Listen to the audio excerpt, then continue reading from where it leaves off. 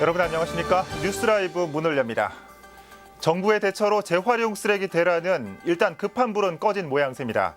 하지만 지난 2015년 수도권 매립지 계약 종료를 앞두고 서울 전역이 허둥지둥 되던 때와 왠지 모습이 비슷해 보입니다. 대책 미흡에 대한 질타는 피할 수 없어 보이지만 그보다 먼저 쓰레기를 줄이는 주체는 우리 스스로인 것도 잊지 말아야 할 것 같습니다. 4월 3일 뉴스라이브 지금부터 시작합니다. 오늘의 헤드라인입니다. 신촌 연세로 차 없는 거리가 주말에서 금요일까지 확대됩니다. 이 같은 계획에 일부 주변 상인들이 반대하고 있습니다. 정기적인 소방차 길터주기 훈련에도 불구하고 지켜지지 못하고 있는 전통시장 황색선의 실태를 보도자료 팩트체크해서 점검합니다. 개헌 논의와 지방분권 강화로 관심을 더해가는 지방선거를 앞두고 유권자들이 바라는 지역 정치인의 모습을 살펴봅니다. 어젯밤 종로구의 한 음식점에서 화재가 발생했습니다. 무허가 컨테이너에서 불이 시작된 것으로 조사되고 있습니다.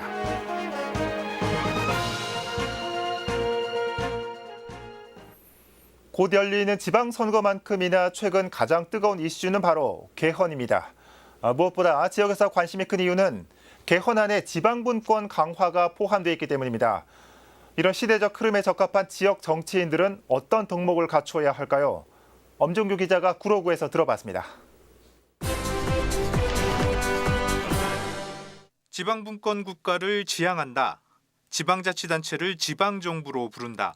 이번 대통령 개헌안에 담긴 지방분권 강화의 가장 상징적 문구입니다. 지방선거와 함께 개헌 투표가 이루어질지는 아직 불확실하지만 지방분권 강화는 시대적 흐름이 됐습니다. 이런 가운데 구로 지역 주민들은 지방분권 강화 성공의 가장 큰 열쇠로 주민들의 참여를 꼽았습니다. 단체장만 뽑는 게 지방자치가 아니고 주민에 의한 자치 이런 것들이 좀 더 크게 좀 확대되고 넓어져야 된다 이렇게 생각합니다. 앞으로 실질적인 주민자치위원회로 발전을 하려면은 의사 결정권, 예산 운영권도 있고 행정 권한을 일부 갖게 되는 시스템을 도입한다면 주민 참여의 범위는 더 넓어지고 여기에 더해 지방정부 그리고 지방의회를 감시, 견제하는 기능의 강화 필요성도 제기되고 있습니다. 지방분권 강화는 곧 지방자치단체와 의회의 권한 강화를 의미하기 때문입니다. 확대되는 권한에 대한 감시와 견제 시스템, 또 한편으로는 주민들이 제대로 알고 판단할 수 있는 각종 시스템의 현실화. 그렇다면 지방분권 강화를 앞둔 상황에서 지역 정치인이 갖춰야 할 덕목은 무엇일까? 취재를 통해 만난 사람들은 누구나 할 것 없이 소통과 협치를 꼽았습니다. 국민들이 내는 작은 목소리에도 귀 기울여주고 소수의 목소리에도 무시하지 않고 성실하게 주민 참여가 대세인데 주민 참여의 어떤 제도적 장치들이 좀 더 많이 좀 만들어 두는 거, 또 직접 좀 찾아가는 정치 이런 것들이 좀 많이 필요하고 저희 지역사회에서 정치인들에게 가장 요구하고 있는 것은 소통입니다. 주민들이 제대로 알 수 있게 전달하는 각종 시스템이 좀 필요하다. 주민들의 참여를 보장하고 동네의 문제를 함께 논의할 지역 정치인. 새로운 지방분권 시대에 달라진 주민들의 눈높이입니다. 딜라이브 서울 경기 케이블 TV 엄종규입니다. 이어서 구로구청장 선거 예비 후보와 출마 예상자들 살펴보겠습니다. 구로구는 현 구청장이 3선 도전을 선언한 가운데 현재 등록을 마친 예비 후보자 수는 다른 자치구에 비해 많지는 않은 상황입니다. 4월 3일 오전 10시 기준 등록한 예비 후보자는 2명입니다. 먼저 더불어민주당에서는 조규영 서울시 의원이 등록을 마쳤습니다. 조 예비 후보는 서울시회 부의장을 역임한 경력이 있는 지역 정치인으로서 이번에는 구청장 출마를 선언하고 당 공천 경쟁에 뛰어들었습니다. 자유한국당에서는 자유한국당 구로울 강효식 당협위원장의 이름을 올렸습니다. 강 예비 후보는 19대와 20대 구로울 국회의원 선거 출마 경력이 있습니다. 이번에는 예비 후보로 등록하지는 않았지만 출마가 확실하거나 또는 거론되고 있는 인물을 짚어보겠습니다. 먼저 현 이성구청장은 이번 선거에서 출마가 확실시되고 있습니다. 지난 2010년 구청장에 당선된 이성구청장은 이번이 3선 도전입니다. 이어서 바른미래당에서는 현 구로구의회 의장인 박용순 의장과 윤수찬 의원의 이름이 오르내리고 있습니다. 지금까지 구로구청장 예비 후보와 출마 예상자 살펴봤습니다.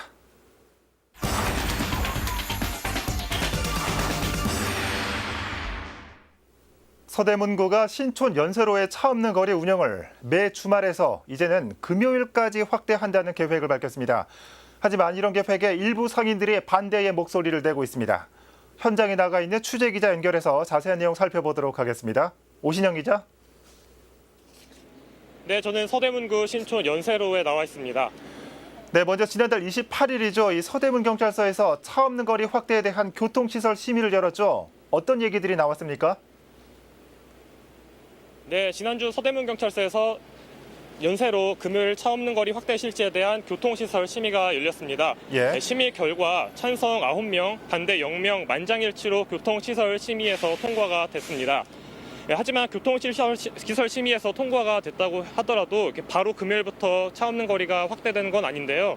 서울지방경찰청의 승인이 나왔습니다. 승인이 나려면 보름 정도 시간이 소요될 것으로 보입니다. 하지만 승인이 날 가능성이 매우 높아 보이기 때문에 승인이 나게 된다면 연세로는 앞으로 계도 기간을 거쳐서 금요일부터 바로 차 없는 거리가 확대 실시가 됩니다. 예. 자, 그동안 일부 상인들의 반대가 제기되기도 했는데 이유가 뭐고 또 확대에 따른 분위기는 어떻습니까? 네, 먼저 인근 상인들은 이번 심의 결과에 인정한다는 분위기입니다. 예. 그동안 상인들이 금요일 차 없는 거리 확대를 반대했던 이유로는요. 현재도 주말마다 차 없는 거리가 운영이 되고 있는데 이 차 없는 거리가 시행이 되는 시간만 되면 차량 통행량이 줄고 또 보행자도 줄기 때문에 매출 하락으로 이어진다는 이유에서였습니다. 예. 상인들은 앞으로 금요일 차 없는 거리 확대 실시가 되는 것을 좀 지켜본 다음에 추후 대응 방안을 논의하겠다고 말했습니다. 그렇군요. 예. 이 상인들의 반대가 있는데도 이 서대문구가 이 차 없는 거리를 확대하는 이유는 뭡니까? 네, 먼저 제 뒤로 연세로는요, 대중교통 전용지구로 지난 2014년에 지정이 됐습니다. 그 이후로 1,900여 회 크고 작은 행사가 열렸는데요. 대부분의 행사는 주말에 열립니다. 그렇기 때문에 서대문구로서도 그 행사가 열리는 토요일에 행사를 준비하기 위해 금요일 차 없는 거리를 확대를 함으로써 준비 시간도 확보를 하겠다는 계획이고요. 예. 또 매번 행사 때마다 교통을 통제해야 되고 또 통제 시간도 변경해야 되다 보니 이런 혼란도를 또 최소화하기 위해 금요일 차 없는 거리를 확대한다고도 밝혔습니다. 예. 지금 뒤로 화면으로도 보이지만 이 평일 오전 시간인데도 불구하고 유동 인구가 꽤 많은 걸 볼 수 있습니다. 이 금요일까지 차 없는 거리가 확대된다면 어떤 점이 좀 변화될까요? 네, 서대문구는 먼저 금요일 차 없는 거리로 확대를 해서 다양한 행사를 금요일에도 마련할 계획이고요. 예. 가장 중요한 건 차량 통제 시간이 변경이 됩니다. 현재 주말 차 없는 거리 시간은 토요일 오후 2시부터 일요일 밤 10시까지인데요.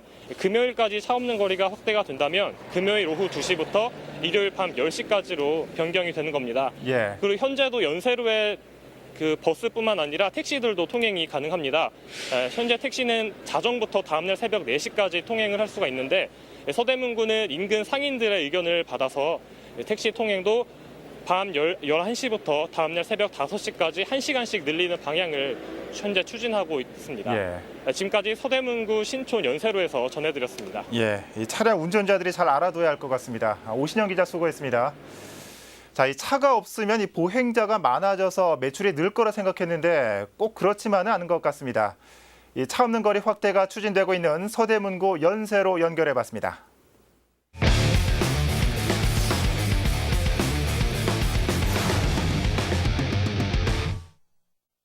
보도자료 속 정책이 잘 지켜지고 있는지 점검해보는 시간, 보도자료 팩트체크입니다. 강동구 전통시장들의 중앙통로엔 양옆으로 노란 선이 그어져 있습니다. 불이 났을 때 소방차가 지나갈 수 있는 최소한의 공간을 표시해둔 건데요. 이에 강동구에선 이 공간이 잘 지켜지도록 소방차 길터주기 캠페인을 운영해왔습니다. 캠페인이 시작된 지 수년의 시간이 흐른 지금 강동구의 소방차 길터주기 캠페인은 제대로 된 효과를 거두고 있을까요? 보도자료 팩트체크에서 알아봤습니다. 강동구가 2014년에 배포한 보도자료입니다. 길이 열리면 생명이 열린다를 주제로 소방차가 지날 길을 터주는 캠페인을 진행하겠다고 나와 있습니다. 시장에서 비상 상황이 났을 때를 가정해 소방차가 원활히 지날 수 있는 통로를 마련하겠다는 겁니다. 보도자료 배포 후에도 강동소방서는 강동구청과 함께 소방통로 확보를 위한 훈련을 지속적으로 진행해왔습니다. 안전의식이 좀 결여돼가지고 한 달에 2번을 했습니다. 한 지금까지 약 7, 8차례를 했는데 1년에 12번 정도 한 셈이죠. 예, 현재 강동구에 위치한 전통시장들은 소방차가 지날 수 있는 최소한의 폭인 노란선이 그어져 있습니다. 하지만 군데군데 노란선 밖으로 튀어나온 매대도 확인됩니다. 자기가 조금이라도 더 팔려고. 그래서 조금이라도 앞으로 나가면은 사람들이 더 눈에 띄기 때문에 더 좀 판매를 할 수 있는 그런. 실제 훈련이 진행되는 현장은 더 심각한 모습입니다.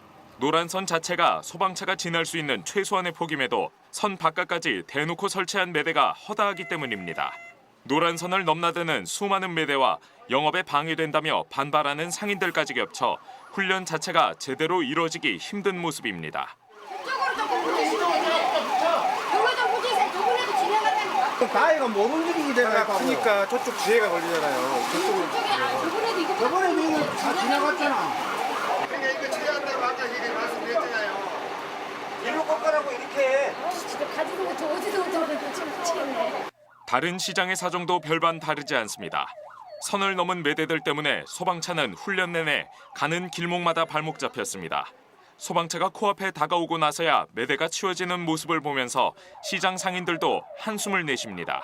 좀 미비한 점이 있는 것 같습니다.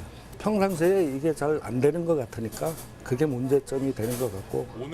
훈련 직전에만 매대를 치워놓고 훈련이 끝난 이후엔 언제 그랬냐는 듯 매대를 다시 노란선 밖에 놓는 모습들은 고질적인 병폐입니다. 지난달 내내 매주 강동군의 시장들에서 소방통로 확보 훈련이 진행됐지만 훈련 때마다 소방차가 막히는 상황이 계속됐습니다. 훈련을 진행하는 소방서 관계자는 상인들의 의식 개선이 더딘 점을 가장 큰 문제로 지적합니다. 상인들이 협조가 안 됐었습니다. 안전선 바깥으로 상품 적재가 워낙 많아가지고 저희가 그 소방차 통행이 거의 불가능했습니다. 영업을 하시느라 바빠가지고 짐을 옮기는데 상당히 불평이 많았어요. 불이 났을 때 화재를 진압할 수 있는 골든타임은 5분입니다. 유독가스를 마시거나 큰 부상을 입었을 때 생명을 지킬 수 있는 골든타임 역시 5분입니다. 전국에서 소방차가 출동했을 때 5분 안에 현장에 도착할 수 있는 확률은 66%입니다. 소방차가 10번 출동했을 때 6번 정도만 5분 안에 현장에 도착할 수 있다는 얘기입니다. 소방차가 드나들기 힘든 곳이 더 많은 현실에서 화재 예방을 위한 인식 개선이 그 어느 때보다 시급해 보입니다. 불은 우리 삶에서 뗄 수 없지만 우리의 모든 것을 앗아갈 수도 있기 때문입니다. 보도자료 팩트체크였습니다.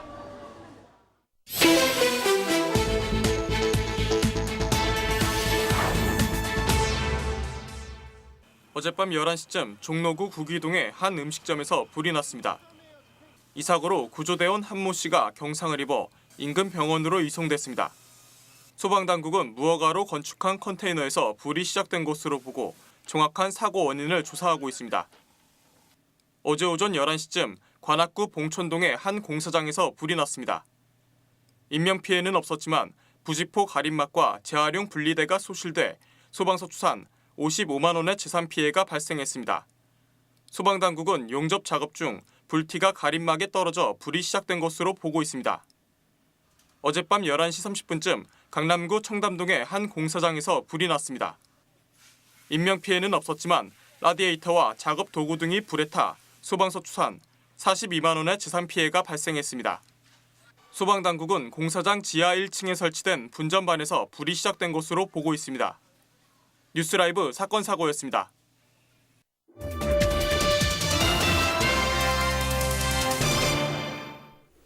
식료품과 생활용품을 슈퍼마켓처럼 진열해두고 취약계층이 자유롭게 가져갈 수 있도록 한 푸드마켓. 하지만 거리가 멀거나 거동이 불편할 경우 이용에 제약이 있었던 게 사실입니다. 한 자치단체가 이동형 푸드마켓을 열었습니다. 송지현 기자입니다. 기업과 개인으로부터 기부받은 물건을 실은 트럭이 주민센터 앞에 도착합니다. 식료품과 각종 생활용품을 주민센터 안에 설치된 이동형 푸드마켓으로 나릅니다. 물건들이 진열된 마켓에는 주민들이 차례로 들어와 본인 확인 절차를 거친 후 진열된 물품 중 원하는 물건을 장바구니에 담아갑니다. 일상생활에 필요한 건 밀가루, 깨소금, 식초 필요한 과목마다 있으니까 살림에 도움이 많이 되죠. 종로구 이동 푸드마켓이 청운 효자동과 교남동 주민센터에서 열렸습니다. 푸드마켓은 기초생활수급자, 독거노인 등 사회적 취약계층을 위해 월 1회씩 원하는 물건 5품목씩을 가져갈 수 있도록 하는 편의점형 마켓입니다. 상시 푸드마켓은 종로구 숭인 제1동 주민센터에서 운영하고 있는 상황. 하지만 거리가 멀거나 거동이 불편해 잘 오지 못했던 서부 지역 8개 동 주민들을 위해 이동 푸드마켓을 연 겁니다. 나이 많은 어른들이 그 움직이기가 좀 그런 걸 해서 내 자신은 뭐 별거 아닌데 다른 사람들 볼 때 좀 그런 게 있고 그래서 뭐 이렇게 이동식으로 하는 거에 많은 수고를 해주시니까 더욱 고맙고 저 편리하다. 그때 회원 수는 한 1,000명 넘게 등록이 돼 있는데 그쪽 본 매장에서 지금 오시는 분들이 평균 한 600에서 650명 정도 오시기 때문에 이용률이 한 50%에서 60% 정도밖에 안 됩니다. 그래서 나머지 이용 못 하시는 서부 권역 분들을 위해서 저희가 이제 이동 푸드마켓을 진행하게 됐습니다. 이동 푸드마켓은 앞으로 5월과 9월, 12월 마지막 주 금요일에도 열릴 예정입니다. 권역을 나누어 청운 효자, 삼청, 부암, 평창, 가회동 주민들은 청운 효자동 주민센터에서, 사직, 무악, 교남동 주민들은 교남동 주민센터에서 이동 푸드마켓을 이용할 수 있습니다. 종로구는 이동 푸드마켓 만족도 조사를 통해 운영 횟수와 설치 장소를 점차 확대해 나갈 예정이라고 밝혔습니다. 딜라이브 서울 경기 케이블 TV 송지현입니다. 지난해 일명 어금니 아빠 사건 이후 범죄에 대한 불안감이 커지고 있습니다. 사건이 발생했던 중랑구에서는 경찰이 기존과는 다른 방식으로 주민 불안을 해소시키고 있다고 합니다. 그 현장에 김동훈 기자가 다녀왔습니다.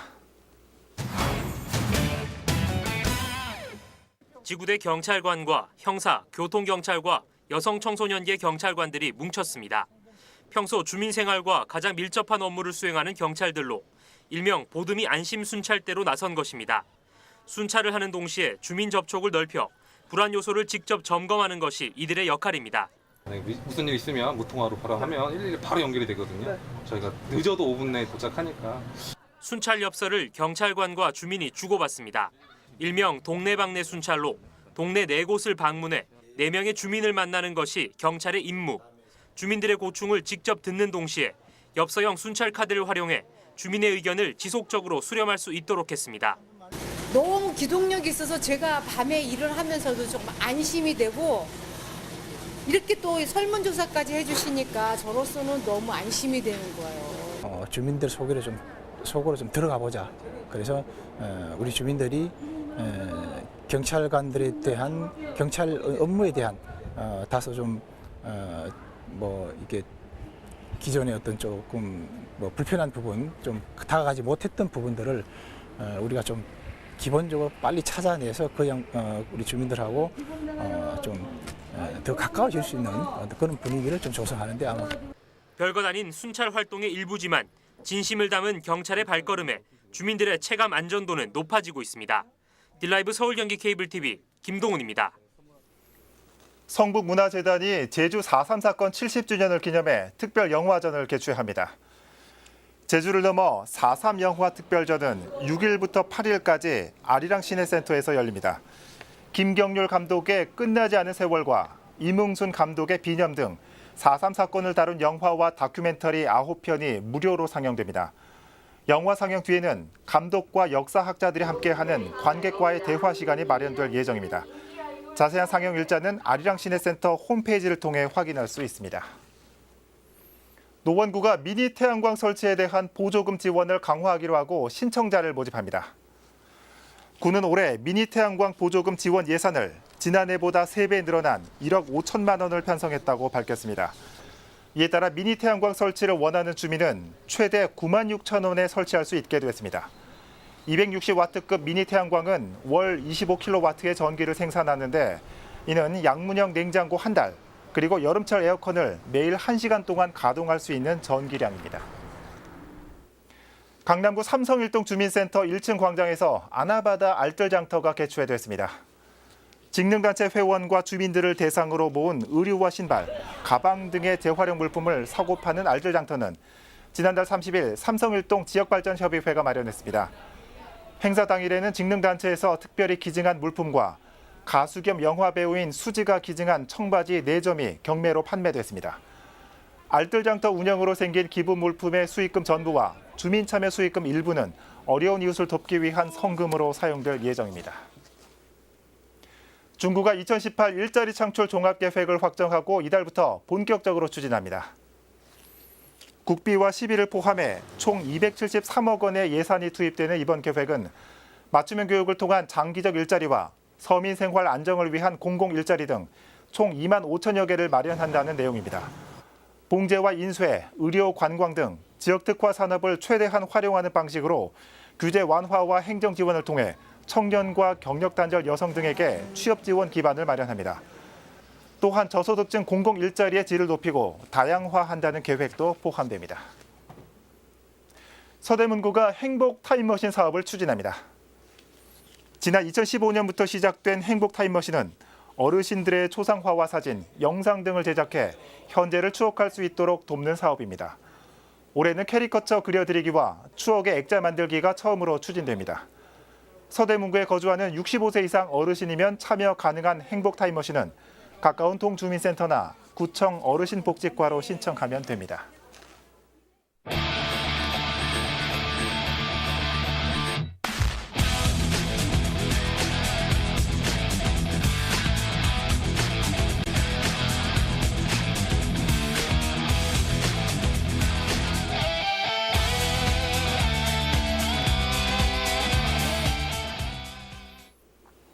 아까 연세로 화면에서 보셨겠지만 이미 서울 곳곳은 벚꽃이 만발하고 있습니다. 특히나 올해는 평년보다 높은 기온 때문에 일주일 정도 개화가 빠르다고 합니다.